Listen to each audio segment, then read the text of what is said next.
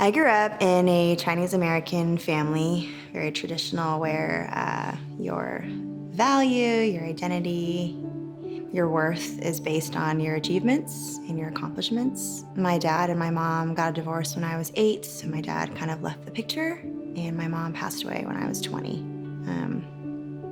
Yeah, I grew up really fast from that. Having sex as a teenager was very common and normal, and there was no pushback of it. If this is just what everyone's doing, and if you're not doing it, there's something wrong with you. I found out I was pregnant when I was 22, and when I saw the pregnancy stick, I felt like my life was over and the worst had happened, and I felt so clueless and in the unknown and confused and unable to grasp what is happening because I wasn't educated or given a chance to really know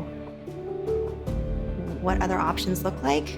I just felt alone, and I needed to fix it, and I needed to do it by myself, and I needed to take this to the grave, and no one could ever find out about this.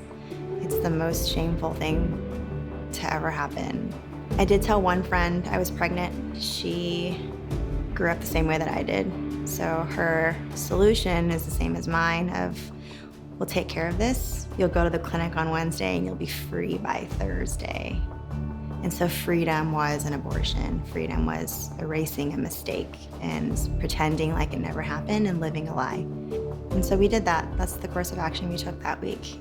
And the amount of shame and heaviness and almost like a dark cloud just sat on my chest of, you're trapped for life. Like, this is a decision you made, and this one you for sure can't reverse. And I felt so much anger that I just didn't know how to process who or what I'm angry at.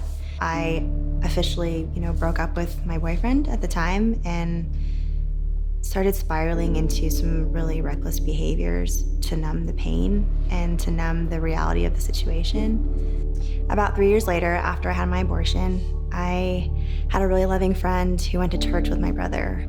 They sponsor Claris, and they were like, your story, I think you would love to come to this gala to hear more about other women who've had similar experiences as you, because it sounds like you're battling and fighting a lot, and there's things that you're trying to work through that I don't think you're supposed to go through alone.